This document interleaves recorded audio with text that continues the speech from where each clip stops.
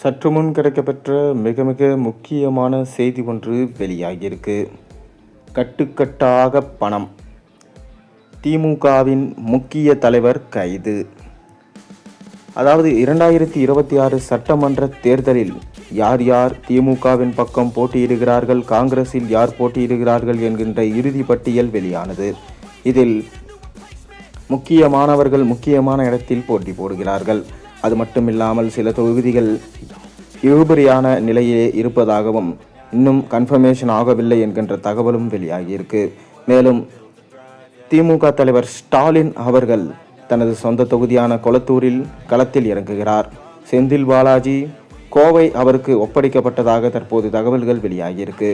இதனால் செந்தில் பாலாஜியிடம் முக்கிய பொறுப்புகள் வழங்கப்பட்டிருக்கிறதாம். அதாவது அனைத்து தொகுதிகளுக்கும் பணத்தை பட்டுவாடா செய்யும் பொறுப்பு செந்தில் பாலாஜிக்கு வழங்கப்பட்டுள்ளதாக தற்போது தகவல்கள் வெளியாகியிருக்கு.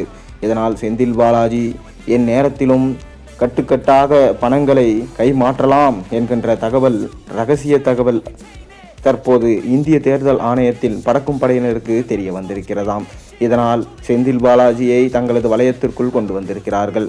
ஏற்கனவே பல ரைடு கேஸுகளில் மாட்டிய செந்தில் பாலாஜி சிறை சென்று வந்திருக்கிறார். அது மட்டுமில்லாமல் கரூரில் நடந்த அசம்பாவிதத்திற்கு முக்கிய பொறுப்பும் செந்தில் பாலாஜி தான் என்கின்ற கோணத்தில்தான் அந்த கேஸும் நடைபெற்று கொண்டிருக்கிறது. விஜய் சில முக்கிய ஆதாரங்களையும் முக்கிய விஷயங்களையும் நீதிமன்றத்திலும் சொன்னதாகவும், அதனால் செந்தில் பாலாஜி தான் குற்றவாளியாக இருக்கலாம் என்கின்ற கோணத்தில் அந்த கேஸ் விசாரணை செய்யப்பட்டு வருவதாக தற்போது தகவல்களும் வெளியாகியிருந்தது. அதைத் தொடர்ந்து தற்போது கருப்பு பணம் பிடிபட்டால் செந்தில் பாலாஜி உடனே சிறையில் அடைக்கப்படுவார் என்கின்ற அதிர்ச்சி தகவல் தற்போது வெளியாகியிருக்கு. இது திமுகவின் தலைமைக்கே பேர் ஆபத்தாக முடியும் என்கின்ற தகவலும் தற்போது போய்கொண்டிருக்கிறது. செந்தில் பாலாஜி ஆரம்பத்தில் அதிமுகவில் இருந்து பல ஊழல்களை, அதாவது மாணவர்களுக்கு வேலை வாங்கி தருவதாக பல லட்சங்களை ஊழல் செய்து பிறகு திமுகவுக்கு வந்த பிறனே அமலாக்கத்துறையிடம் மாட்டி அவர் சிறை சென்றவர். தொடர்ந்து தற்போது மீண்டும் அமைச்சராக தனது பணிகளை செய்து கொண்டிருக்கிறார்.